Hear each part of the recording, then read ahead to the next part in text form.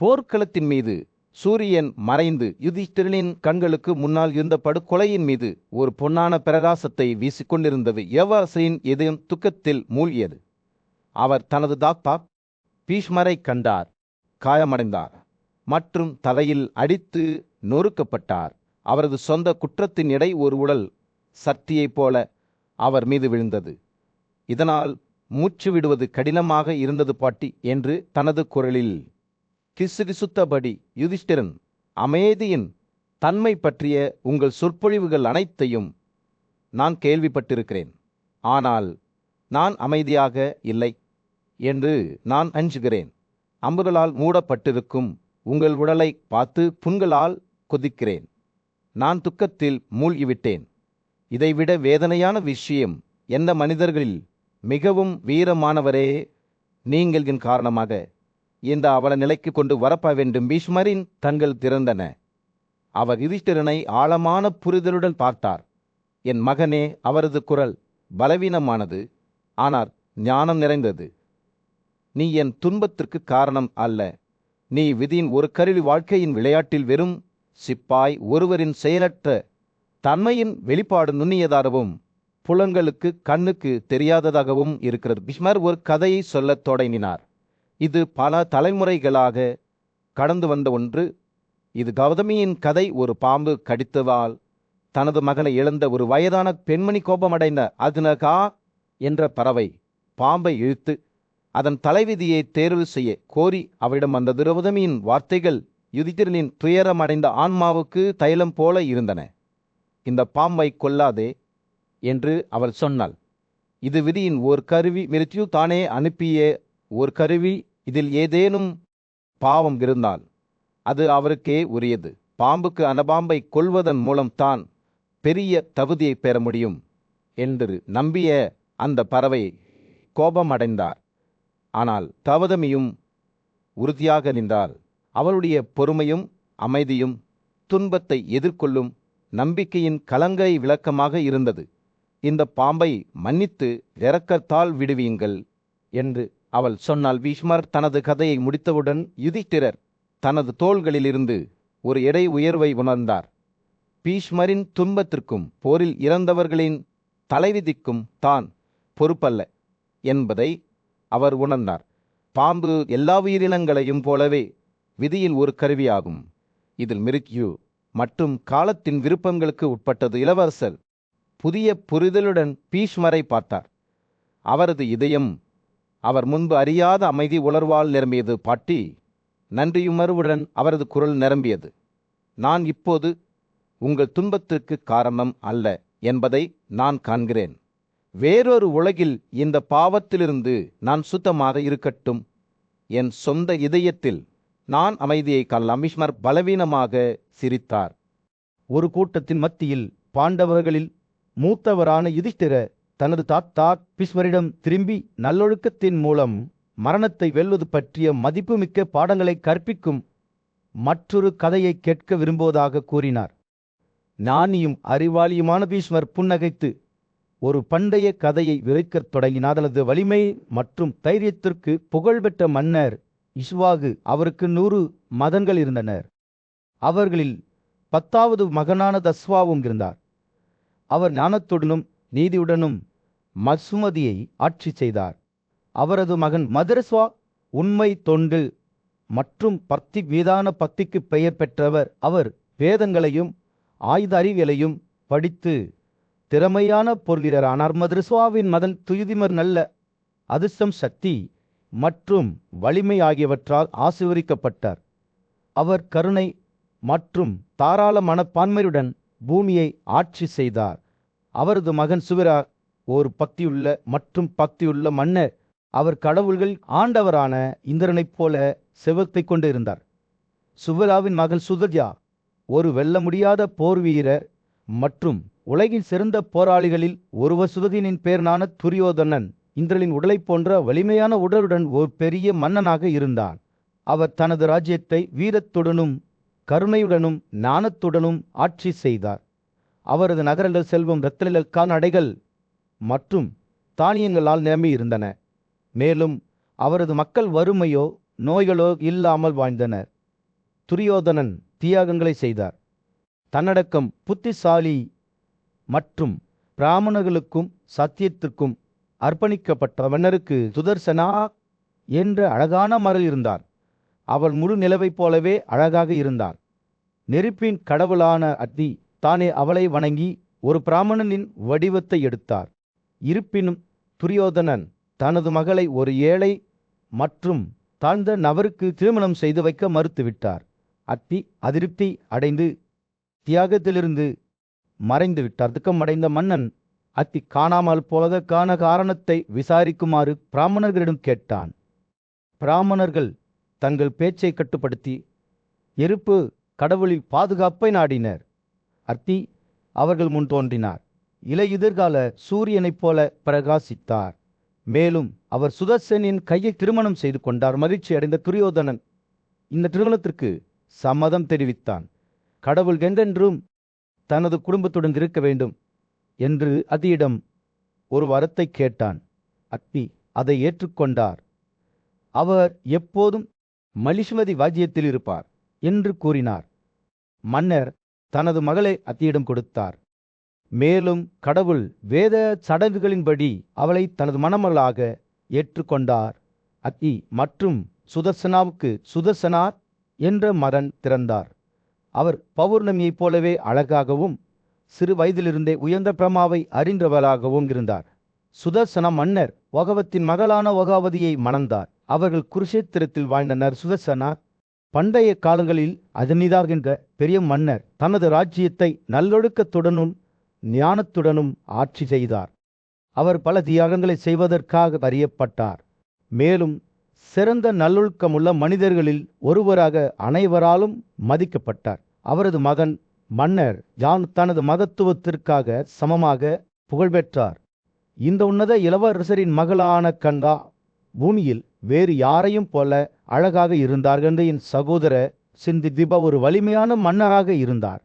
அவருக்கு மாபெரும் அரச முனிவர் வலரஸ்வர் உட்பட பல மகன்கள் இருந்தனர். வலஸ்வரின் மகன் வல்லபா தர்மத்தின் இரண்டாவது உருவகமாக கருதப்பட்டார். அவரது மகன் குசிகா 1000 கண்கள் கொண்ட இந்திரனைப் போல தனது மகிமையாலும் நல்லொழுக்கத்தாலும் பிரகாசித்தார். இந்த உன்னதமான வம்சாவளியைச் சேர்ந்த மன்னர் காதி கடவுள்களின் மீது மிகுந்த பக்தி இருந்த போதிலும் குழந்தை இல்லாமல் இருந்தார். தனக்கு ஒரு மகன் பிறக்க வேண்டும் என்ற நம்பிக்கையில் காட்டின் ஆசீர்வாதங்களை நாடினார். உண்மையில் அவர் வனப்பகுதியில் வாழ்ந்தபோது அவருக்கு ஒரு மகள் பிறந்தார். அவளுக்கு சச்சவதி என்று பெயரிடப்பட்டது. விடியற்கால போல அழகாக இருந்தது. பிரிகு வம்சாவளியை சேர்ந்த புகழ்பெற்ற ரிச்சிகாமுனிவர் சச்சவதியின் அழகை பற்றி கேள்விப்பட்டு திருமணத்தில் அவருடைய கையை நாடினார். இருப்பினும் மன்னர் தாதி தனது வறுமையின் காரணமாக விச்சிகாவை தனது மகளுக்கு தகுதியானவர் என்று கருதவில்லை. இருப்பினும் விச்சிகா அவர் கேட்டபோது மன்னர் ஒரு அசாதாரண கோரிக்கையை முன்வைத்தார். அவர் 1000 குதிரைகளை விரும்பினார். ஒவ்வொன்றும் ஒரு காது. கருப்பு காற்று போல வேகமாகவும் சந்திரனைப் போல பிரகாசமாகவும் இருந்தது. சச்சவதியின் கையை பெறுவதில் உறுதியாக இருந்த ரிச்சிகா வருண கடவுளிடம் மன்றாடினார். அவர் அவருக்கு குதிரைகளை வழங்கினார். இந்த அற்புதமான குதிரைகள் கன்னியாகுப்தாவுக்கு அருகிலுள்ள கங்கை நதியில் இருந்து எழுந்தன. இந்த அற்புதமான நிகழ்வின் காரணமாக இப்போதும் அஸ்வதிர்த்தா என்று அழைக்கப்படும் ஒரு இடம் ரிச்சிகா இந்த குதிரைகளை கதி மன்னரிடம் கொடுத்தார். அதற்கு பதிலாக அவர் சச்சவதியை மணந்தார். ரிச்சிகா போன்ற ஒரு பிராமண முனிவருடன் திருமணம் செய்து கொண்டதைக் கண்டு இளவரசி மிகுந்த மகிழ்ச்சி அடைந்தார். இருப்பினும் அவரது தாயார் கந்தாவுக்கு அவர்களின் குடும்பத்தின் எதிர்காலம் குறித்து வேறு ஆசைகள் இருந்தன. ரிச்சிகாவிடமிருந்து ஒரு வரத்தை பெறுமாறு சச்சவதியிடம் கேட்டார். அவர் தனக்கு ஒரு மகனை பெற்றெடுப்பார் என்ற நம்பிக்கையில் சச்சவதியின் பத்தி மகிழ்ச்சியடைந்த ரிச்சிகா விரைவில் ஒரு நல்ல மகனை பெற்றெடுப்பதாக அவளுக்கு உறுதியளித்தார். சச்சவதியே ஒரு வலிமையான மற்றும் புகழ்பெற்ற மகளை பெற்றெடுப்பார் என்றும் அவர் தீர்க்கதரிசனம் உரைத்தார். அவர் தனது வம்சாவளியை நிலைநிறுத்துவார். இதை அடைய ரிச்சிகா அவர்களின் பருவத்தில் குளிக்க அறிவுறுத்தியது. முறையே ஒரு பீப்பல் மரம் மற்றும் ஒரு அத்தி மரத்தை தழுவி பாடல்களால் புனிதப்படுத்தப்பட்ட தியாக பிரதாதங்களில் பங்கேற்கவும் சச்சவதியின் தாயார் தனது மகளை அவர்கள் ஒவ்வொருவருக்கும் பரிந்துரைக்கப்பட்ட சார்வை தியாக பிரசாதங்கள் மாற்றிக்கொள்ளும்படி சமாதானப்படுத்தினார். சத்யவதி தனது தாய்க்கு ஒதுக்கப்பட்டதை எடுத்துக்கொண்டார். அதே நேரத்தில் அவரது தாயார் தனக்கு ஒதுக்கப்பட்டதை எடுத்துக்கொண்டார். இருப்பினும் விச்சிகா விரைவில் கண்டுபிடித்தார். யுதிஷ்டர் முன்னிலையில் பீஷ்மர் இரக்கத்தின் தகுதிகளையும் அத்தியுள்ள மனிதர்களின் பண்புகளையும் விளக்கும் ஒரு பண்டைய புராணத்தை விவரிக்கத் தொடங்கினார். கதை ஒரு பரந்த காட்டில் வெளிப்பட்டது. அங்கு விஷம் நிறைந்த அம்புகளுடன் ஆயுதம் ஏந்திய ஒரு பறவை மான்களை தேடி வெளியேறியது. அவற்றை துரத்தும் போது அவரது அம்பு அதன் அடையாளத்தை தவறவிட்டது. அதற்கு பதிலாக ஒரு சக்தி வாய்ந்த மரத்தை துளைத்தருளச்சு தன்மையாக காயமுற்ற மரம் அதன் இலைகளையும் பழங்களையும் உதறிவிட்டு வாடிப்போகத் தொடங்கியது. பல ஆண்டுகளாக மரத்தை அதன் வீடாக மாற்றிய ஒரு கிளி பட்டினியையும் துக்கத்தையும் கூடவிட்டுவிட மறுத்து உறுதியாக இருந்தது. இந்த காட்சியை பார்த்த இந்திரன் கிளியின் அசாதாரணமான தீர்மானத்தையும் கருணையையும் கண்டு ஆச்சரியப்பட்டார். பிராமணர் என்று கருதி இந்திரன் பூமியில் இறங்கி கிளியை அணுகினார். ஓ சுதாவே என்று அவர் கூறினார். தட்சிலின் தேத்தி உன்னை தனது சந்ததியாக பெற்ற மூலம் ஆசீர்வதிக்கப்பட்டிருக்கிறார். என்ன காரணத்திற்காக இந்த உலர்ந்த மரத்தை நீங்கள் விட்டுவிடவில்லை என்று நான் உங்களிடம் கேட்கிறேன். இந்திரனின் தெய்வீக இருப்பை அங்கீகரித்த கிளி மரியாதையுடன் வணங்கியது. என் கடுமையான தவத்தின் தகுதியால் நான் உன்னை அடையாளம் கண்டுள்ளேன் என்று சுகன் தாழ்மையுடன் பதிலளித்தார். இந்திரன் மகிழ்ச்சி அடைந்து கிளியின் நாணத்தை ஆட்டியார். இருப்பினும் அவர் அந்த மரத்தின் மீது சுத்ராவின் பாசத்தின் பின்னணியிலுள்ள காரணத்தை பற்றி விசாரித்தார். இந்த மரம் உலர்ந்துவிட்டது. இலைகளோ பழங்களோ இல்லாமல் பறவைகளுக்கு அடைக்கலமாக இருக்க தகுதியற்றது என்று இந்திரன் கூறினார். நீங்கள் ஏன் அதை ஒட்டிக்கொள்கிறீர்கள்? இந்த காட்டில் நீங்கள் சுதந்திரமாக தேர்வு செய்யக்கூடிய ஏராளமான சிறந்த மரங்கள் உள்ள சிரா ஆழ்ந்த பெருமூச்சு விட்டு துக்கத்துடன் பதிலளித்தார். ஓ சச்சியின் மனைவியும் கடவுள்களின் தாய்வருமான கடவுள்களின் கட்டளைகளுக்கு எப்போதும் கீழ்ப்படிய வேண்டும். எனது செயல்களுக்கு பின்னால் உள்ள காரணத்தை நான் விளக்குகிறேன். இந்த மரத்திற்குள் நான் பிறந்தேன். இங்கு எனது குணத்தின் அனைத்து நல்ல பண்புகளையும் பெற்றேன். இது குழந்தை பருவத்தில் என் எதிரிகளிடமிருந்து என்னை பாதுகாத்தது. ஓ பாவமற்றவரே, வாழ்க்கையில் எனது நடத்தையின் கொள்கையை நீங்கள் ஏன் சிதைக்கிறீர்கள்? நல்லவர்களிடையே நல்லொழுக்கத்தின் பெரிய சோதனை உணர்வின் கருணை, இந்த இரக்கமுள்ள மற்றும் மனிதாபிமான உணர்வு நல்லவர்களுக்கு வற்றாத மகிழ்ச்சியின் ஆதாரமாகும். சுதாவின் நல்ல ஆத்தமுள்ள வார்த்தைகளால் இந்திரன் மகிழ்ச்சி அடைந்து, உங்கள் மனிதாபிமான மற்றும் இரக்கமுள்ள மனப்பான்மையால் நான் திருப்தி அடைகிறேன். நீங்கள் என்னிடமிருந்து ஒரு வரம் கேட்கிறீர்களா என்று கூறினார். கிளி ஒரு வரத்தை விரும்பி இந்த மரம் புத்துயிர் தரட்டும் என்று கூறியது. இந்திரன் மகிழ்ச்சியுடன் மரத்தின் மீது விரைவாக தேன் தெளிக்க வைத்தார். மரம் புத்துயிர் பெற்றது. சுகாவின் தவத்தின் மூலம் நேர்த்தியான ஆடம்பரத்தை அடைந்தது. கிளி தனது வாழ்க்கையின் முடிவில் இந்திரனின் தோழமையை பெற்றது. இவ்வாறு பீஷ்மர் முடித்தார். கிளியுடன் நட்புறவின் மூலம் மரம் இறந்ததைப் போலவே பக்தர்களுடன் ஒற்றுமை மற்றும் தோழமை மூலம் மக்கள் தங்கள் விருப்பத்தின் அனைத்து நோக்கங்களையும் அடைகிறார்கள். ஒரு பிரமாண்டமான கூட்டத்தின் மத்தியில் ஞானியும் நீதியுமான மன்னரான யுதிஷ்டிர மதிப்பிற்குரிய முனிவரான பீஷ்மரின் ஆலோசனையை நாடினார். ஆர்வமுள்ள மனதுடனும் அறிவுக்கான தாகத்துடனும் உழைப்பு கலது விதி எது மிகவும் சக்தி வாய்ந்தது என்று கேட்டார். இந்த நித்திய கேள்வியை வெளிச்சம் போட்டு காட்டும் ஒரு பண்டைய கதையை விவரிக்க தொடங்கிய பீஷ்மரின் கண்கள் ஞானத்தால் பிரகாசித்தன. பிரபஞ்சத்தின் படைப்பாளரான பிரம்மாவிடமிருந்து வழிகாட்டலை நாடிய மதிப்பிற்குரிய முனிவரான வசிஷ்டரை பற்றி அவர் பேசினார். வசிஷ்டரும் பிரம்மாவும் இயற்கையின் இனிமையான ஒளிகளால் சூழப்பட்ட ஒரு மரத்தின் கீழ் அமர்ந்தனர். அவர்கள் ஒரு ஆழமான உரையாடலில் ஈடுபடும் போது பூக்கும் மலர்களின் இனிமையான வாசலையால் காற்று நிரம்பியது. வசிஷ்டர் கேட்டார், ஓ வலிமையான பிரம்மாவே, நமது செயல்களின் ஆதாரம் என்ன? இந்த வாழ்க்கையில் நாம் குவிக்கும் கர்மாவா அல்லது நமது விதியை வடிவமைப்பது விதி? அபிரமாவின் பதில் ஒரு கோடை நாளில் ஒரு மென்மையான காற்று போல இருந்தது, இனிமையான மற்றும் ஒளிரும். அவர் கூறினார், விதை இல்லாமல் எதுவும் உருவாவதில்லை.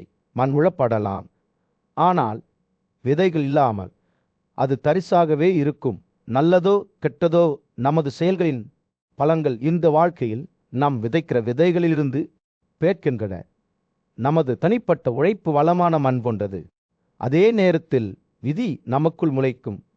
விதைப்ப மார்க் பேசுகையில் அவரது வார்த்தைகள் யுதித்திரருக்கும் அதன் கதையை கேட்கும் அனைவருக்கும் வழிகாட்டும். ஞானத்தின் திரைச்சிலை ஒன்றை நெய்யல. நமது செயல்கள் நல்லதோ கெட்டதோ இந்த வாழ்க்கையிலும் அடுத்த வாழ்க்கையிலும் எவ்வாறு பலனளிக்கின்றன என்பதை அவர் விளக்கினார். ஒரு மனிதனின் சக்திகள் ஒழுங்காக பயன்படுத்தப்பட்டால் அவரது விதியை பின்பற்றுகின்றன. ஆனால் முயற்சி இல்லாத இடத்தில் விதியால் மட்டுமே எந்த நன்மையையும் வழங்க முடியாது. பிரமா தொடர்ந்தார். வானப்பகுதிகளில் கூட தெய்வங்கள் தங்கள் செயல்களின் விளைவுகளிலிருந்து விடுபடுவதில்லை. அவர்கள் மற்றவர்களின் செயல்களை தடுக்க முயற்சி செய்யலாம், ஆனால் இறுதியில் அவர்கள் தங்கள் கர்மாவின் விளைவுகளை எதிர்கொள்ள வேண்டும். விதி அனைத்து கர்மாவையும் தொடங்கலாம், ஆனால் அது அதன் சொந்த செல்வாக்கை தடுக்க முடியாது. பீமர் தனது கதையை முடித்தவுடன் யுதிஷ்டிரனின் கண்கள் ஆச்சரியத்தாலும் புரிதலாலும் நிரம்பின. உண்மையான சக்தி விதியில் இல்லை, ஆனால் ஒவ்வொரு நாளும் நாம் செய்யும் தேர்வுகளில் உள்ளது என்பதை அவர் உணர்ந்தார். ஒருவரின் விதியை வடிவமைப்பதற்கான திறவுகோல் தனிப்பட்ட உழைப்பு என்பதை ஞானமுள்ள மன்னர் அறிந்திருந்தார். விதியின் மீதான முயற்சியின் வெற்றியை விளக்கும் பண்டைய காலத்தின் உதாரணங்களை பீஷ்வர் பகிர்ந்து கொண்டார். சொர்க்கத்தில் தனது உயர்ந்த நிலத்திலிருந்து விழுந்த மண்ணாள யாதி தனது நல்லொழுக்கமுள்ள பேரங்களின் நல்ல செயல்களால் தனது தெய்வீக அந்தஸ்துக்கு மீட்டெடுக்கப்பட்டார். தனது நீதிக்காக கொண்டாடப்பட்ட அரசு ஒளிவர் புரூரவர் பிராமணர்களின் பரிந்துரையின் மூலம் சொர்க்கத்தை அடைந்தார். இதற்கு நேர்மாறாக கோசலாவின் மன்னரான சவுதாசா ஒரு பெரிய சாபத்தின் காரணமாக மனிதனை உண்ணும் ராட்சசனாக மாற கண்டனம் செய்யப்பட்டார். அஸ்வத்தமான் மற்றும் பாண்டவ சகோதரர்களில் மூத்தவரான யுதிஷ்டிரரை சுற்றி கூடியிருந்த கூட்டத்தின் மீது சுடான ஆரஞ்சு நிற ஒளியை வீசும் வரையில் பஸ்தினாபுர ராஜ்யத்தின் மீது சூரியன் அஸ்தமிக்க தொடங்கியது. அரச குடும்பத்தின் மதிப்பிற்குரிய முனிவரும் பேரனுமான பீஷ்மரை நோக்கி திரும்பிய போது இளம் மன்னரின் கண்கள் அறத்துடன் பிரகாசித்தளவு.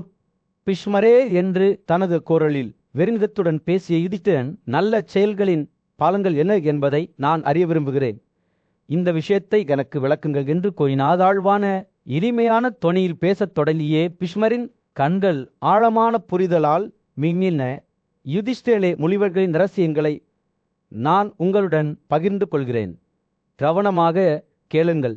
ஏனென்றால் நான் சொல்வது வெறும் வார்த்தைகள் அல்ல, ஆனால் யுகங்களின் தியானம். அவர் இடைநிறுத்தம் செய்து கூட்டத்தை தொடர்வதற்கு முன்பு ஆய்வு செய்தார். நாம் எந்த செயல்களை செய்தாலும் அது நம் மனதுடலோ அல்லது உடல் ரீதியான செயல்களுடலோ அவற்றின் பலன்கள் அறுவடை செய்யப்படுகின்றன. அதே நேரத்தில் நாம் மொத்த உடல்களை கொண்டுள்ளோம். மனதில் படைப்புகள் கனவுகளில் அனுபவிக்கப்படுகின்றன. அதே நேரத்தில் உடற் செயல்பாடுகள் விழித்திருக்கும் நிலையில் பலனை தருகின்றன. யுதிஷ்டிரன் முன்னோக்கி சாய்ந்தார். அவரது ஆர்வம் அதிகரித்தது. பீஷ்வர் தொடர்ந்தார்.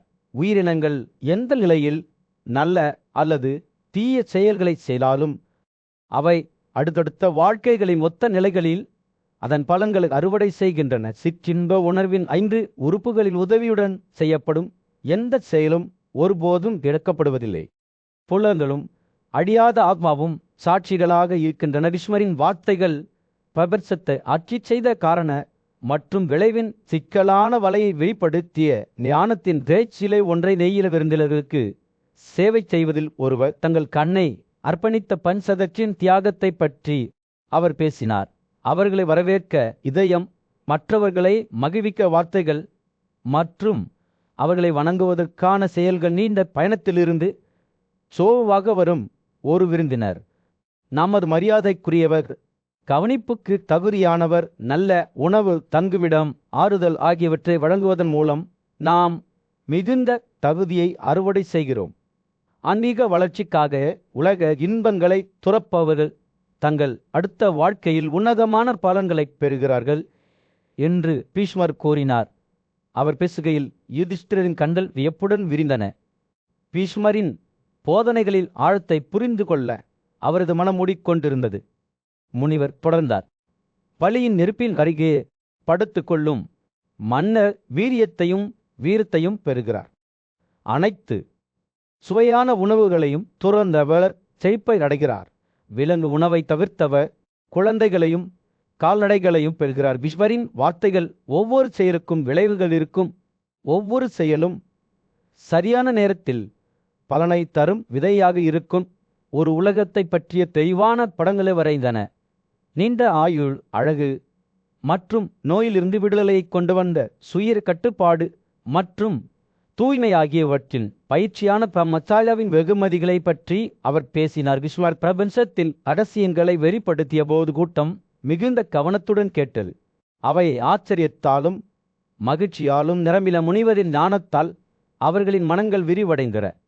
யுதிஷ்டிரர் சிந்தனையில் அமர்ந்தபோது அவர் பீஷ்மரிடம் திரும்பி, நமது வணக்கத்திற்கும் பக்திக்கும் தகுதியானவர்கள் யார், நாம் தலைவணங்க வேண்டியவர்கள் யார் என்று கேட்டார். பீஷ்மர் பேசத் தொடங்கியதும் அவரது கண்கள் ஆழமான புரிதலால் பிரகாசித்தன.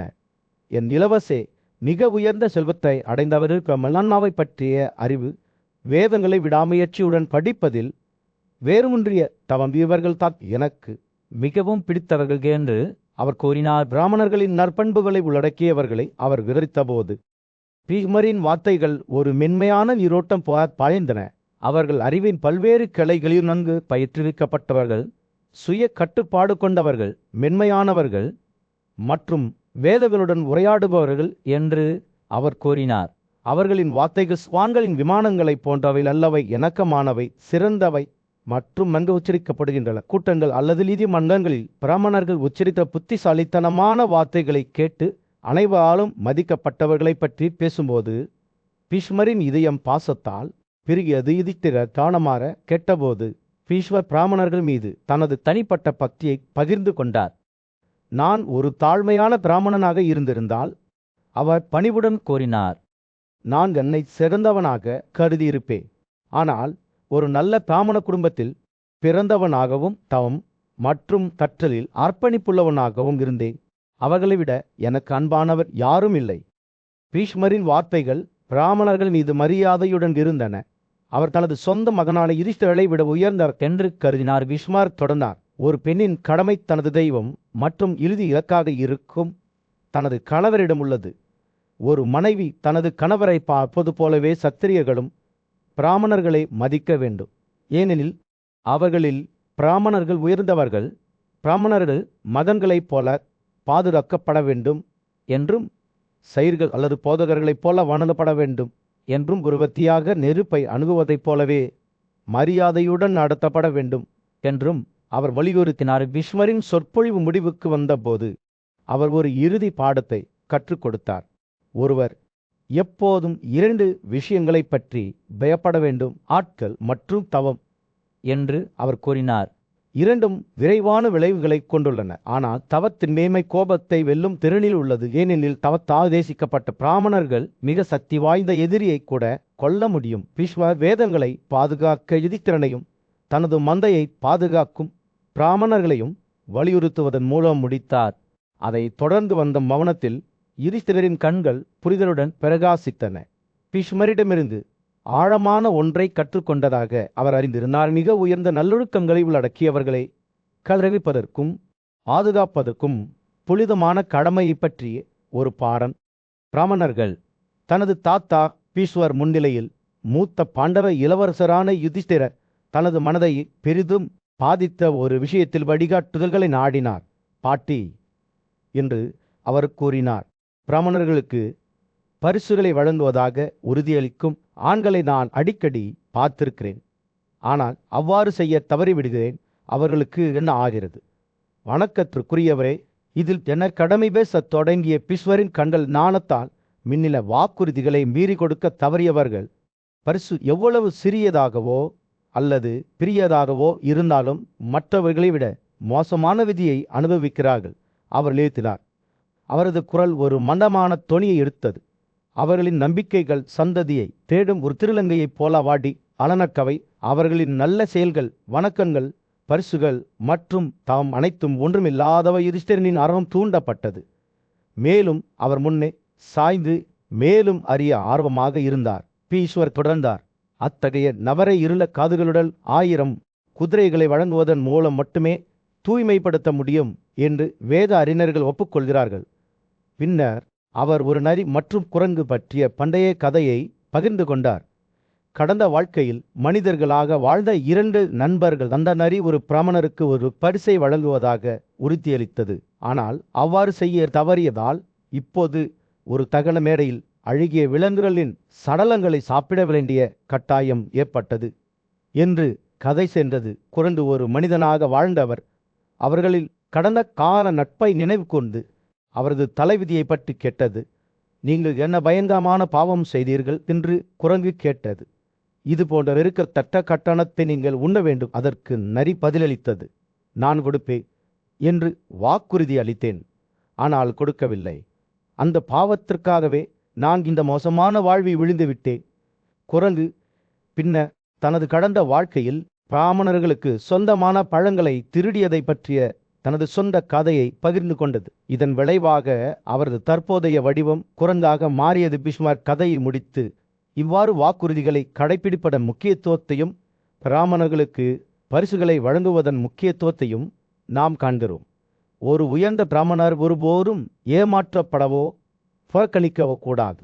மரியாதைகள் மற்றும் பரிசுகளால் அவர்கள் திருப்தி அடையும் போது அவர்கள் எரியும் நெருப்பை போலவும் அனைத்து படைகளையும் சமாளிக்கும் திறன் கொண்டவர்களாகவும் மாறுகிறார்கள். யுதிஷ்டிரர் பிஸ்மார்க் பகிர்ந்து கொண்ட ஞானத்தை கவனமாக கேட்டு அவரது மனதை உள்வாங்கினார். அவர் மேலும் கேள்விகளை கேட்கவில்லை, ஆனால் விஷயத்தின் தீவிரத்தை புரிந்து கொண்டதாக தோன்றியது. வேர்களே, அவர் இறுதியாக, நான் உங்கள் வார்த்தைகளை நினைவில் வைத்து எனது வாக்குறுதிகளை நிறைவேற்ற முயற்சிப்பேன் என்றார். தீமாவத்தின் புனிதமான காட்டில் பல்வேறு மரங்கள் மற்றும் தாவரங்களால் அலங்கரிக்கப்பட்ட ஒரு புகலிடத்தில் ஞானிகளின் குழு வசித்து வந்தது. மக்கள் தங்கள் ஆன்மீக ஒழுக்கங்களை கடைபிடிப்பதால் வேதங்கள் மற்றும் மந்திரங்களை உச்சரிப்பதன் மூலம் காற்று நிரம்பி வழிந்தது. அவர்களில் தம்மச்சாரி, பிராமணர்கள் மற்றும் துறவிகள் இருந்தனர். அவர்கள் தீட்சைக்கு ஆளானார்கள், எளிய தவத்தின் வாழ்க்கையை வாழ்ந்தனர். ஒரு நாள் சுத்தா என்ற கருணைமிக்க சுத்ரா இந்த புகலிடத்திற்குள் நுழைந்தார். நாணமுள்ள முனிவர்களிடமிருந்து கற்றுக்கொள்ள முயன்றார். அனைத்து துறவிகளாலும் அவர் கௌரவிக்கப்பட்டார். அவர்கள் தங்கள் பாதையை பின்பற்றுவதற்கான அவர்கள் ஆர்வத்தைக் கண்டு ஆச்சரியப்பட்டனர். குழுவின் தலைவரான குலபதி சுத்தாவின் நேர்மையை அங்கீகரித்து அவர்களின் துறவு நடைமுறைகளில் அவர்களுடன் சேர முடியாவிட்டாலும் அவர்கள் ஒரு ஊழியராக தங்கலாம் என்று கூறினார். இருப்பினும் ஆன்மீக பாதையை பின்பற்றுவதில் சுத்ரா உறுதியாக இருந்தார். அவர் புகலிடத்திலிருந்து சிறிது தூரத்தில் ஒரு சிறிய குடிசையை கட்டி கடுமையான சடங்குகள் மற்றும் சபரங்களின் வாழ்க்கையை வாழத் தொடங்கினார். அவர் பேசுவதை தவிர்த்தார். ஒரு நாளைக்கு 3 முறை துப்புரவு செய்தார். உணவு மற்றும் தூக்கம் தொடர்பான பிற சபதங்களை கடைபிடித்தார். தெய்வங்களுக்கு பலிகளை செய்தார். தியாக நெருப்பின் மீது வணக்கங்களை ஊற்றினார். காலப்போக்கில் ஒரு துறவி ரிஷி சுத்ராவின் ஆசிரமத்திற்கு வந்தார். இருவரும் பல்வேறு விஷயங்களை பற்றி உரையாடினர். மேலும் சுத்தா தக்கே ஒரு விரிசு இருக்கையை அமைத்திருப்பதை ரிஷி கவனித்தார். அவரது தலை மேற்கு நோக்கி திரும்பியது. இது கட்டளைக்கு எதிரானது. மேலும் ரிஷி மெதுவாக சுத்ராவை சரி செய்து சதா சடங்குகளை எவ்வாறு முறையாக செய்வது என்று அறிவுறுத்தினார். சுத்தா ரிஷியின் வழிகாட்டுதல்களை பின்பற்றி விழாவின் ஒவ்வொரு அம்சத்திலும் வழிகாட்டுதல்களை பெற்றார். பிதிரிகளை கௌரவிக்கும் சடங்குகளை முடித்த பிறகு ரிஷி தனது ஆன்மீக பயணத்தை தொடர சுத்ராவை விட்டு வெளியேறினார். நீண்ட காலமாக சுத்தா தனது தவத்தையும் சபதத்தையும் கடைபிடித்தார். இறுதியில் அந்த காடுகளில் அவரது மரணத்தை சந்தித்தார். இருப்பினும் அவரது நடைமுறைகள் மூலம் அவர் பெற்ற திறமை காரணமாக சுத்தா ஒரு பெரிய ராஜாவின் குடும்பத்தில் மறுபிறவி எடுத்தார். அவர் பெரிய பிரகாசத்தை கொண்டவராக வளர்ந்தார். அதே நேரத்தில் சத்தா சடல்களில் அவருக்கு கற்பித்த ரிஷி ஒரு பூசாரியின் குடும்பத்தில் பிறந்தார். இருவரும் அந்தந்த துறைகளில் பெரிய அறிவை பெறத் தொடங்கின. ரிஷிகளிடமிருந்து மறுபிறவி எடுத்த பிராமண வேதங்கள், அதவன்கள் மற்றும் பிற புனித நூல்களில் நன்கு தேர்ச்சி பெற்றார். அவர் சங்கிய தத்துவத்தில் தேர்ச்சி பெற்றார் மற்றும் ஜோதிடம் மற்றும் வானியலில் சிறந்து விளங்கினார். இதற்கிடையில் இப்போது இளவரசனாக இருக்கும் சுத்தா மிகுந்த ஞானத்துடனும் அறிவுடனும் வளர்ந்தார். இறுதியில் ஒரு நியாயமான ஆட்சியாளராக ஆனார். பல ஆண்டுகளுக்கு பிறகு இருவரும் தங்கள் கடந்த கால வாழ்க்கையை அறியாமல் மீண்டும் சந்தித்தனர். இப்போது ஒரு திறமையான அறிஞரான பிராமணர் தனது அறிவை ராஜாவின் அரசவையுடன் பகிர்ந்து கொள்ள அழைக்கப்பட்டார். இப்போது ஒரு புத்திசாலி மற்றும் இரக்கமுள்ள ஆட்சியாளரான சுத்தா பிராமணர் ஆன்மீக நடைமுறைகளின் முக்கியத்துவம் மற்றும் அறிவை பின்தொடர்வது பற்றி பேசும்போது கவனமாக கேட்டார். அவர்கள் பேசுகையில், அஸ்திலபுரத்தில் ஒரு உற்சாகமான கூட்டத்தின் மத்தியில் பாண்டவர்களில் மூத்தவரான யுதிஷ்டிரர் தனது புத்திசாலித்தனமான பேரில் பீஷ்மரின் ஆலோசனை நாடினார். அவரது முகத்தில் ஆர்வத்துடன் பொறிக்கப்பட்ட அவர் மரியாதைக்குரியவரே, செழிப்பின் தெய்வமான லட்சுமி ஒரு நபரிடமோ அல்லது ஒரு பெண்ணிலோவோ இங்கே வசிக்கிறார் என்று சொல்லுங்கள். தனது கடந்த காலத்தை சேர்ந்த ஒரு சம்பவத்தை விவரிக்கத் தொடங்கியபோது பீஷ்மரின் கண்கள் நினைவுகளால் பிரகாசித்தன. நான் மிலியுடல் ஒரு உரையாடலை நினைவு கூறுகிறேன். அழகான இளவரசியும் பிரஜும்னாவின் தாயும் தனது பதாகையில் மக சின்னத்தை அணிந்திருந்தார்.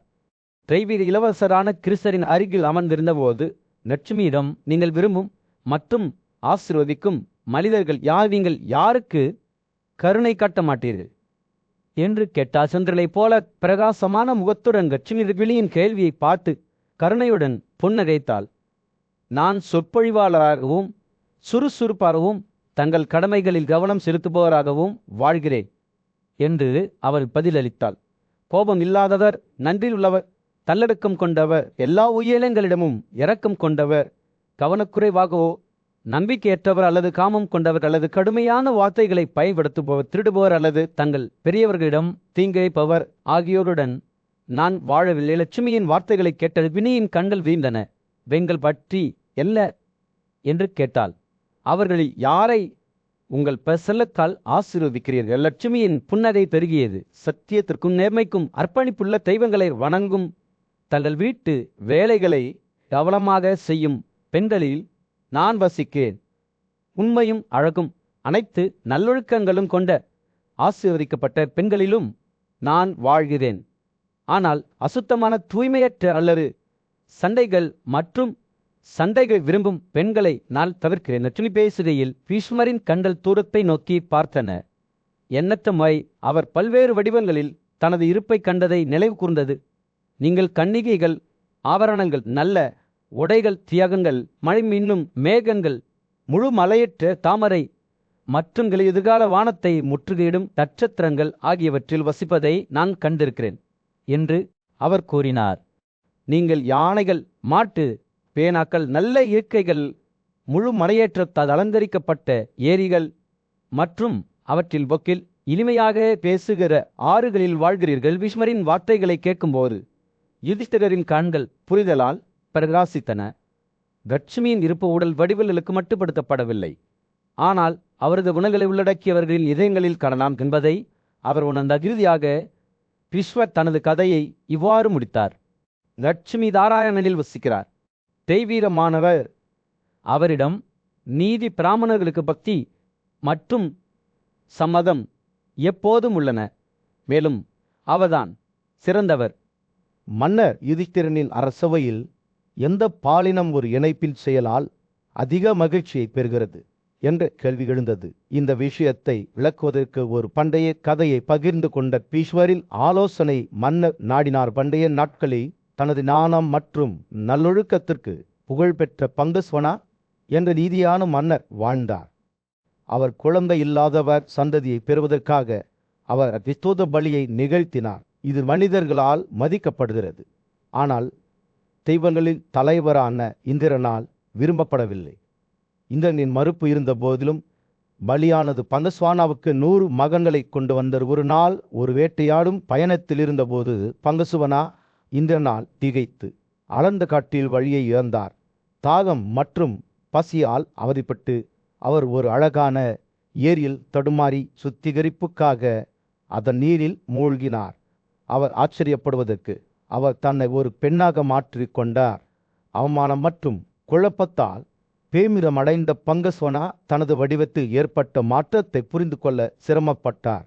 அவர் எப்படி தனது தலையகருக்கு திரும்பி தனது ராஜ்யத்தை கவனித்து தனது மகன்கள், மனைவிகள் மற்றும் குடிமக்களுக்கு தனது மாற்றத்தை விளக்குவார் என்று அவர் ஆச்சரியப்பட்டார். ஒரு பெண்ணாக அவர் மீண்டும் தனது குதிரையில் ஏறுவது பற்றி பலவீனமாகவும் நிச்சயமற்றதாகவும் உழந்தார். பங்கஸ்வனா தனது தலைநகருக்கு திரும்பினார். அங்கு அவரது மாற்றமடைந்த நிலை அவரை பார்த்த அனைவரையும் வியக்க வைத்தது. தனது வாழ்க்கை துணைகள், ஆலோசகர்கள் மற்றும் குழந்தைகளை வரவழைத்து அவர் காட்டில் ஓய்வு பெறுவதாக கூறி ராஜ்யத்தின் கவனிப்பை அவர்களிடம் ஒப்படைத்தார். அங்கு ஒரு துறவியின் பின்வாங்கலில் அவர் ஒரு பெண்ணாக 100 மகன்களை பெற்றெடுத்த தனது தலைநகருக்கு திரும்பியதும் பங்கஸ்வனா தனது புதிய குழந்தைகளை தனது அசல் சந்ததியினருக்கு அறிமுகப்படுத்தி ராஜ்யத்தை பகிர்ந்து கொண்டு சகோதரர்களாக ஆட்சி செய்யுமாறு அவர்களை வலியுறுத்தினார்.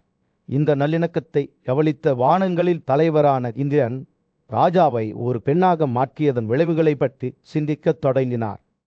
அவர் தீங்கு விளைவிப்பதற்கு பதிலாக கவனக்குறைவாக நன்மை செய்ததை உணர்ந்தார். இந்திரன் ஒரு பிராமணனின் வடிவத்தை ஏற்றுக்கொண்டு தலைநகருக்கு சென்றார். அங்கு அவர் 2 குழுக்கள் அமைதியாக ஒன்றாக வாழ்வதை கண்டுபிடித்தார். கருத்து வேறுபாடுகளை விதைக்க ஒரே தந்தையான காசியப்பாவிடமிருந்து பிறந்த கடவுள்களும் அசுரர்களும் கூட இறையாண்மை குறித்து சண்டையிட்டனர் என்பதை அவர்களுக்கு நினைவூட்டினார். இந்திரன் இளவரசர்களிடம் அவர்கள் ஒருவருக்கொருவர் அமைதியாக இருக்கக்கூடாது என்று கிசுகிசுத்தார். மேலும் அவரது வார்த்தைகள் கருத்து வேறுபாடுகளின் விதைகளை விதைத்தன. குழந்தைகளில் 2 குழுக்களும் விரைவில் போரில் மோதிக்கொண்டன. அங்கசுவனாவில் அசல் மகன்கள் காத்தால் கொல்லப்பட்டனர். மன்னர் இப்போது ஒரு துறவி பெண் துக்கத்தில் மூழ்கி தனது புலம்பல்களை ஊற்றினார். இன்னும் ஒரு பிராமணனாக மாறுவேடமிட்ட இந்திரன் அவர் முன் தோன்றி அவருடைய துக்கத்தை பற்றி கேட்டார். ஒரு ஆணாக இருந்து துறவியின் ஓய்வு விடுதியில் ஒரு பெண்ணாக 100 மகன்களை பெற்றெடுத்த தனது மாற்ற கதையை பங்கஸ்வனா நினைவு கூர்ந்தார். இந்திரனின் கௌரவத்தை அழைக்காமல்தான் அப்பிஸ்தோத பலியை செய்ததாக அவர் ஒப்புக்கொண்டார். இதனால் ஒரு புத்திசாலித்தனமான விவாதத்தின் மத்தியில் நீதிமானான மன்னன் யுதிஷ்டிரன் மதிப்பிற்குரிய முனிவரான பீஷ்மரிடம் ஒரு ஆழமான கேள்வியை எழுப்பினார். வாழ்க்கையின் பயணத்தை எளிதாகவும் அமைதியாகவும் வழிநடத்த ஒரு மனிதன் என்ன செய்ய வேண்டும்? இந்த உலகில் ஒருவர் தன்னை எவ்வாறு நடத்த முடியும்? இந்த வாழ்க்கையிலும் அடுத்த வாழ்க்கையிலும் அமைதியான வாழ்க்கைக்கு என்ன நடைமுறைகள் வழிவகுக்கும் என்று கேட்டார். விஸ்வர் தனது குழுவிடும் பாவையுடனும் பண்டைய ஞானத்துடனும் நல்லொழுக்க வாழ்க்கையின் ரகசியங்களை வெளிப்படுத்தத் தொடங்கினார். ஒருவரில் ஆன்மாவை துன்புறுத்தும் செயல்களை தவிர்ப்பதன் முக்கியத்துவத்தை பற்றி அவர் பேசினார். 3 செயல்கள் உள்ளன. அவை நம் உடல்களுடன் ஒருபோதும் செய்யக்கூடாது. மற்றவர்களின் உயிரை பறித்தல், மற்றொருவருக்கு சொந்தமானதை திருடுதல், மற்றொரு நபரின் மனைவியின் மகிழ்ச்சியில் ஈடுபடுதல் என்று அவர் கூறினார். கோடை நாளில் பீஷ்மரின் வார்த்தைகள் காற்றில் மிதமான காற்றைப் போல தொங்கிக் கொண்டிருந்த போது யுதிஷ்டிரர் கவனமாக கேட்டார். பீஷ்மர் வெறுமனே கோட்பாட்டை பேசுவது மட்டுமல்ல, பல வருட சிந்தனை மற்றும் உள்நோக்கத்திலிருந்து பெற்ற காமற்ற ஞானத்தை பகிர்ந்து கொள்வதையும் அவர் அறிந்திருந்தார். பேச்சு பற்றி என்ன என்று யுதிஷ்டிரர் கேட்டார். அவரது ஆர்வம் அதிகரித்தது. தீய உரையாடல், கடுமையான வார்த்தைகள், மற்றவர்களின் தவறுகளை பற்றி கிசுகிசுக்குதல் மற்றும் பொய்கள் என ஒருபோதும் ஈடுபடக்கூடாத 4 வேற்று செயல்களை அவர் பட்டியலிட்ட போது பீஷ்மரின் வெளிப்பாடு கடுமையானதாக மாறியது. அவரது குரல் மாசுபட்ட நீரின் ஆபத்துக்களுக்கு எதிராக ஒரு மென்மையான நீரோட்டம் எச்சரிக்கை போன்றது. இந்த நடவடிக்கைகள், அவர் கூறினார், திரும்பி வர முடியாத பாதையில் நம்மை வழிநடத்தும் எல்லா வேளையிலும் தவிர்க்கப்பட வேண்டிய மனதின் 3 செயல்களை பீஷ்மர் வெளிப்படுத்தியதால் யுதிஷ்டிரரின் கண்கள் விரிவடைந்தன. மற்றவர்களுக்கு சொந்தமானதை ஆசைப்படுவது, மற்றவர்களுக்கு தீங்கு விளைவிப்பது மற்றும் வேதங்களின் புனித போதனைகளை நிராகரிப்பது. இந்த வார்த்தைகளின் இடையுடன் காற்று கனமாக வளர்ந்தது. பீஷ்மரின் ஞானத்தால் யதார்த்தத்தின் துணி மாற்றப்படுவதைப் போல ஒரு ஆழ்ந்த மூச்சுடன் யுதிஷ்டிரர் கேட்டார். இந்த பாதையை பின்பற்றுபவர்களுக்கு முன்னால் எல்லை இருக்கிறது. பீஷ்மரின் கண்கள் இரவில் வானத்தில் நட்சத்திரங்களைப் போல பிரகாசித்தன. அவர் பதிலளித்தார், நல்ல மற்றும் தீய செயல்களை செய்வதன் மூலம் ஒருவர் விளைவுகளை அறுவடை செய்வது உறுதி. இதைவிட உறுதியாக எதுவும் இருக்க முடியாது. அவரது வார்த்தைகள் காற்றில் தொங்கலிடப்பட்டன. ஒவ்வொரு செயலும் நம் வாழ்க்கையிலும் மற்றவர்களின் வாழ்க்கையிலும் தாக்கத்தை ஏற்படுத்துகிறது என்பதை நினைவூட்டுகிறது. சூரியன் அஸ்தமிக்க தொடங்கிய போது ஒரு சுடான ஆரஞ்சு நிற ஒளியை நிலப்பரப்பின் மீது வீசி யுதிஷ்டிரர் ஒரு தெளிவான உணர்வை உணர்ந்தார். தனக்கு ஒரு விலைமதிப்பற்ற பரிசு வழங்கப்பட்டிருப்பதை அவர் அறிந்திருந்தார். வாழ்க்கையின் சவால்களை இரக்கத்துடலும் கருணையுடலும் நேர்மையுடலும் வழிநடத்தும் ஞானம் பீஸ்வரை பார்த்தபோது அவர் தனது சொந்த ஆன்மாவின் பிரதிபலிப்பை கண்டார். உண்மையான சுதந்திரம் நல்லொழுக்க வாழ்க்கையை வாழ்வதில் உள்ளது என்பதை நினைவூட்டுகிறது. இந்த தருணத்தில் யுதிஷ்டிரர் முன்னோக்கி செல்லும் பாதை பயம் அல்லது நிச்சயமற்ற தன்மை அல்ல, ஆனால் தைரியம் மற்றும் ஞானம் என்பதை புரிந்து கொண்டார். மரியாதைக்குரிய முனிவர்கள் மற்றும் சக்தி வாய்ந்த மன்னர் யுதிஷ்டிரர் கூட்டத்தின் மத்தியில் குருக்களின் மரியாதைக்குரிய பேரனான பீஷ்மர் பிரபஞ்சத்தின் கடவுளான மகாதேவரின் நல்லொழுக்கங்களை விவரிக்கும்படி கேட்கப்பட்டார். பணிவுடனும் மரியாதையுடனும் பீஷ்மர் தனது கதையை தொடங்கினார். அவர் வெறும் ஒரு மனிதர் மகேஸ்வரின் மதத்துவத்தை முழுமையாக புரிந்து கொள்ள முடியவில்லை. கங்கை நதியின் மகனே என்று பீஷ்வர் கூறினார். பிரபஞ்சத்தின் கடவுளான மகேஸ்வரரின் பெயர்கள் அனைத்தையும் நீ கேள்விப்பட்டிருக்கிறாய். பெரியவரே ஈசா மற்றும் சம்பு என்று அழைக்கப்படும் அவருக்கு பயன்படுத்தப்படும் பெயர்கள் அனைத்தையும் நீ எங்களிடம் கூறுகிறாயா?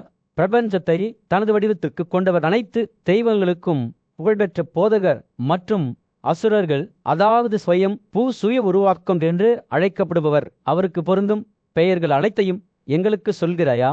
அதுவே பிரபஞ்சத்தின் தோற்றத்திற்கும் கலைப்புக்கும் காரணம். ஈஸ்வர் தனது எண்ணங்களை சேகரித்து தொடர்ந்தார். அவர் பிரபஞ்சத்தில் உள்ள எல்லாவற்றையும் பரவியிருக்கிறார், ஆனால் எங்கும் காணப்படவில்லை. அவர் உலகளாவிய சுயத்தையும் பரக்க அறிவார்ந்த சுயத்தையும் உருவாக்கியவர். அவர்தான் அவர்களின் எஜமானர். பிரமணர் முதல் பிசாசர்கள் வரை அனைத்து தெய்வங்களும் அவரை வணங்குகிறார்கள். அவர் பிரகிருதி மற்றும் புருஷர் ஆகிய இருவரையும் கடந்து செல்கிறார். விஸ்வர் பேசுகையில் அவரது வார்த்தைகள் பரம புருஷனை பற்றிய பிரமிப்புடனும் மரியாதையுடனும் வழிந்தன. யோகம் தெரிந்தும் தத்துவங்களைப் பற்றிய அறிவை கொண்டும் இருக்கும் முனிவர்கள் அவை பற்றியே சிந்திக்கிறார்கள். அவர் அழிக்க முடியாதவர், உன்னதமான தரமன், அவர் இருப்பவர், இல்லாதவர், மகாதேவனின் எல்லையற்ற சக்தி மற்றும் ஞானத்தை பற்றி பேசும்போது பீஷ்மரின் கண்கள் மரண மண்டலத்திற்கு அப்பால் பார்ப்பது போல் தோன்றியது. பிரகிருதி மற்றும் புருஷர் ஆகிய இருவரையும் தனது சக்தியின் மூலம் கிளர்ச்சி செய்து அதிலிருந்து உயிரினங்களின் உலகளாவிய இறைவன், அதாவது பிரம்மாவை உருவாக்கினார். தெய்வங்களின் கடவுளின் நற்பண்புகளை சொல்ல திரளையானவர் யார்? அவர் உயர்ந்த புத்திசாலித்தனத்துடன் இருக்கிறார். கூட்டம் அமைதியாக இருந்தது. பீஷ்வரின் வார்த்தைகளால் மயக்கமடைந்தது. அவை காலத்திற்கும் இடத்திற்கும் அப்பாற்பட்ட ஒரு சாம்ராஜ்யத்திற்கு கொண்டு செல்லப்பட்டதைப் போல இருந்தது. அங்கு மகேஸ்வரரின் கம்பிய மேலாதிக்கம் செலுத்தியது மகத்தான பகவான் கிறிஸ்தரான வாசுதேவர் தனது இருக்கையிலிருந்து எழுந்து தனது கண்டு பக்தியுடன் பிரகாசிக்கின்றன. நான் வெறும் ஒரு மனிதனே என்று அவர் கூறினார்.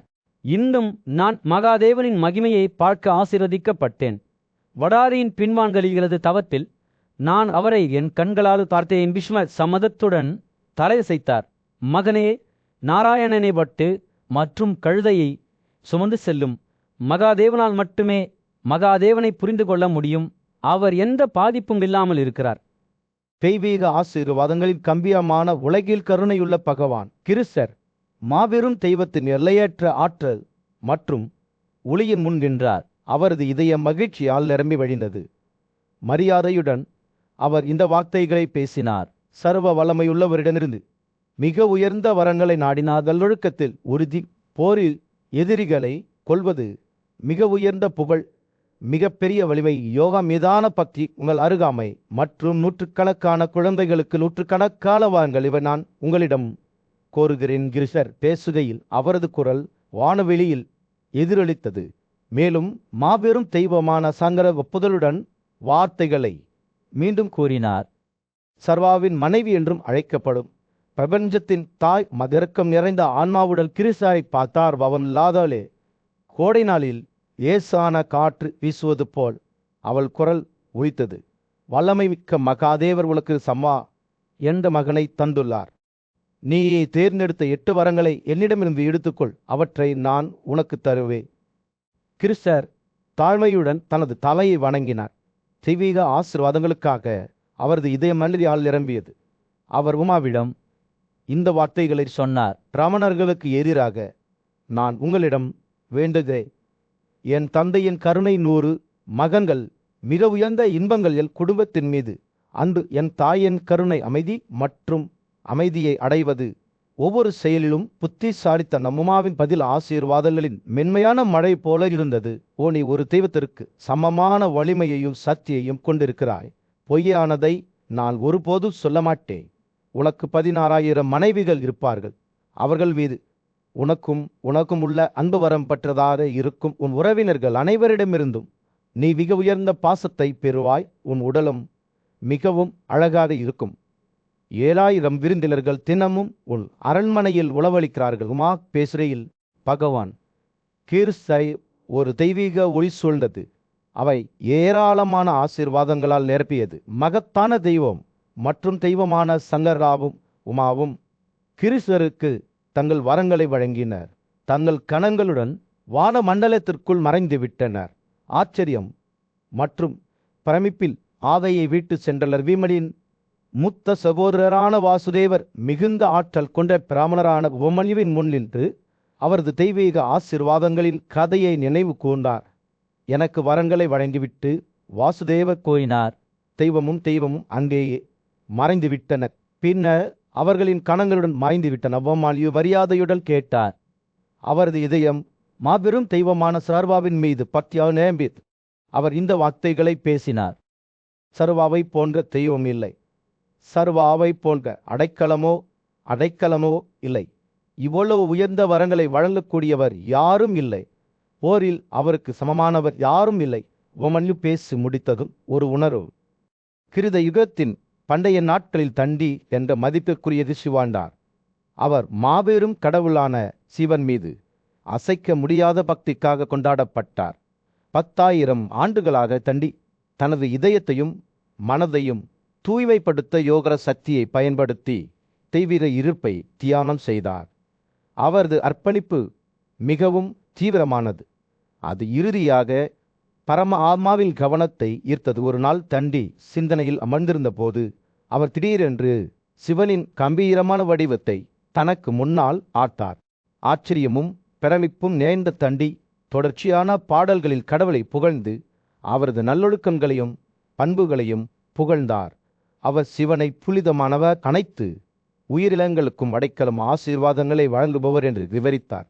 பிரமா, விஷ்ணு, இந்திரன் உள்ளிட்ட கடவுள்களால் கூட சிவனின் உண்மையான தன்மையை புரிந்து கொள்ள முடியவில்லை என்பதை தண்டி ஒப்புக்கொண்டார். பகவானின் பிரகாசமான வடிவத்தை பார்த்தபோது பிரபஞ்சத்தில் உள்ள அனைத்தும் அவரிடமிருந்து தோன்றியவை என்பதை தண்டி உணர்ந்தார்.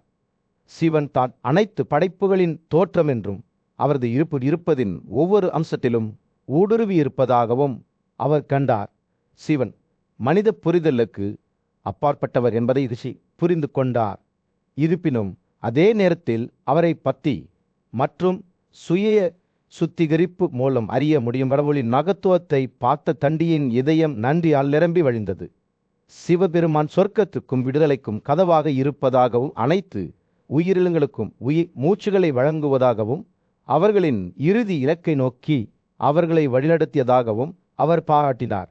யோகா மற்றும் தியானத்திற்கு தங்களை அர்ப்பணித்தவர்களாலும் கூட பரம ஆத்மாவை முழுமையாக புரிந்து கொள்ள முடியவில்லை என்பதை ரிஷி ஒப்புக்கொண்டார். தண்டி தொடர்ந்து சிவனின் வடிவத்தை பார்த்து கொண்டிருக்கையில் அவர் மீது ஆழமான அமைதி மற்றும் விடுதலையின் உணர்வை அவர் உணர்ந்தார்.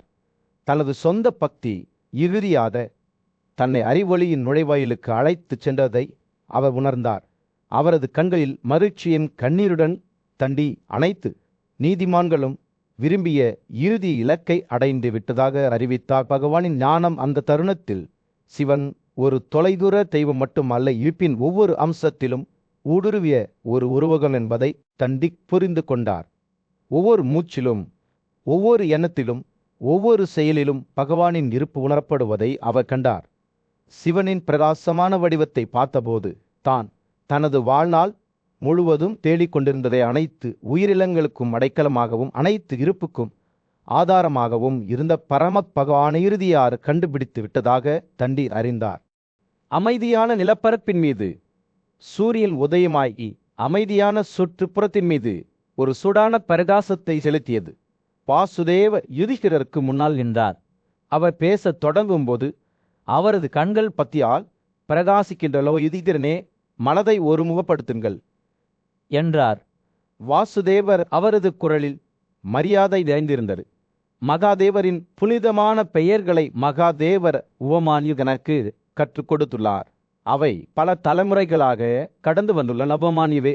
அவர்கள் முன் தோன்றினார். அவர் பெயர்களை உச்சரிக்கத் தொடங்கிய போது அவரது கைகள் மரியாதையுடன் இணைந்த எல்லா உயிரினங்களின் வணக்கங்களுக்கும் தகுதியான அந்த மாபெரும் தெய்வத்தை நான் வணங்குவேன் என்று பிரமிப்பு நிறைந்த அவரது குரலில் உவமானியு கூறினார். உலகெங்கிலும் கொண்டாடப்படும் அந்த பெயர்களை நான் உச்சரிப்பேன். அவை பேரன் பரமாமுனிவர்கள் மற்றும் வேதங்களால் பேசப்பட்டுள்ளன. அவர் பேசுகையில் உவமானியுவின் கண்கள் மகாதேவனின் சாராம்சத்தை பார்ப்பது போல் பூரத்தை பார்ப்பது போல் தோன்றியது. அவரது குரல் மேலும் தீவிரமடைந்து பக்தியால் நிரம்பியது. நான் ஓதப்போகும் பெயர்கள் பிரமா தானே உச்சரித்த 10,000 பெயர்களிலிருந்து பெறப்பட்டவை என்று உவமானியு கூறினார்.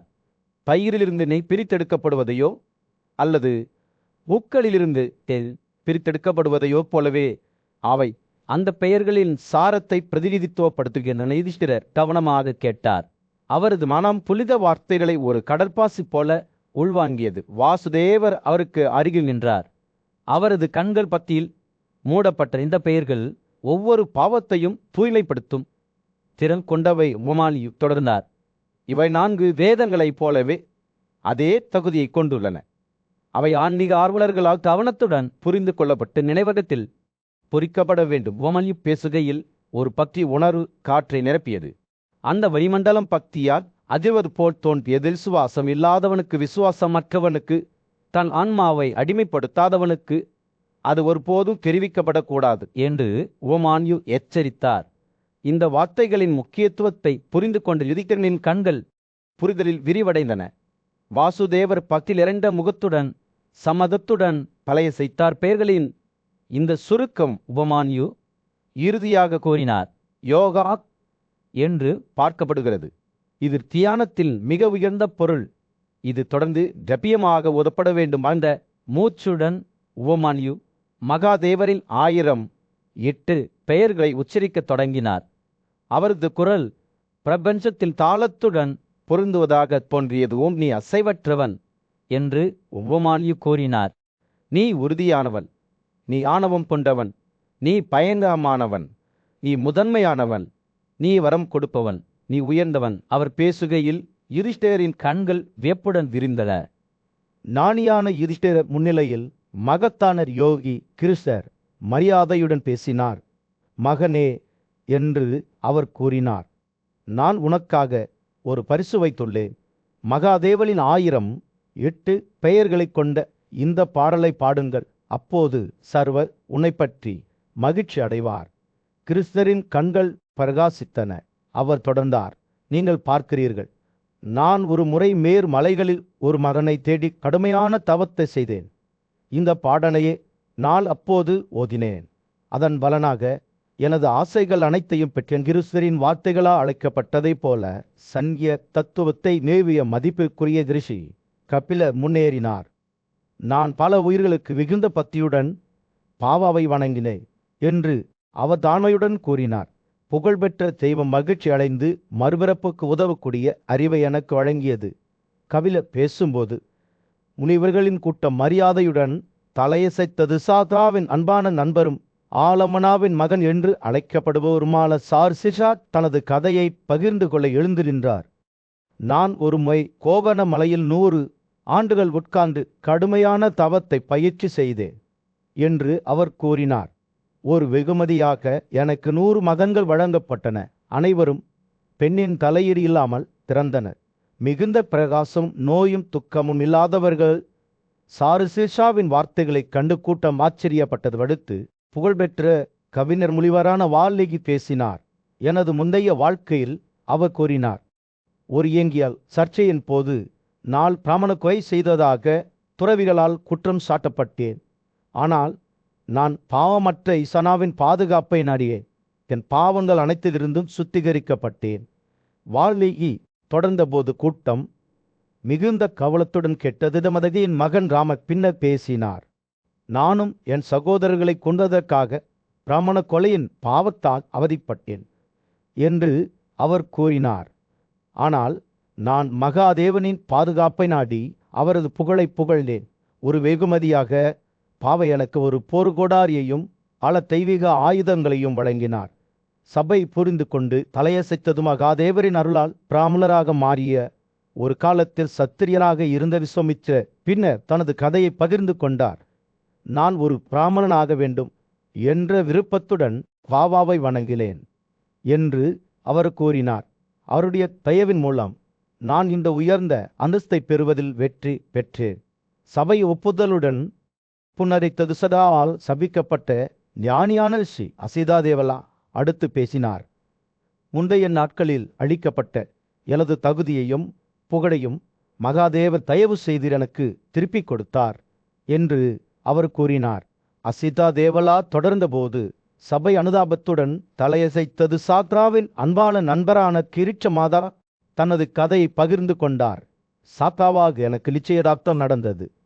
ஒரு உயிரோட்டமான விவாதத்தின் மத்தியில் பாண்டவ சகோதரர்களில் மூத்தவரான யுதிஷ்டிரர் தனது தாத்தா பீஷ்மரிடம் ஒரு கேள்வியை முன்வைத்து திருமணத்தில் கூட்டு கடமைகள் என்ற கருத்து குறித்து தெளிவு கூறினார். இந்த கருத்து பெரிய முனிவர்களின் போதனைகளில் வேரூன்றியதா அல்லது மத நோக்கங்களுக்காக சந்ததியை பெறுவதற்கான கடமையை குறிக்கிறதா அல்லது ஒருவேளை ஒன்றிணைவதிலிருந்து வரும் இன்பத்தை மட்டுமே குறிக்கிறதா என்று அவர் ஆச்சரியப்பட்டார். பீஷ்மர் யுதிஷ்டிரனின் ஆர்வத்தை உணர்ந்து பண்டைய காலத்திலிருந்து ஒரு கதையை தொடங்கினார். இது தனது கடுமையான கவங்களுக்கு புகழ்பெற்ற முனிவரான அஸ்தவதாவின் கதையை சொல்லல். அவர் ரிஷி வடன்யாவின் மகளான அழகான சுப்பர்பாவை திருமணம் செய்து கொள்ள முயன்றார்.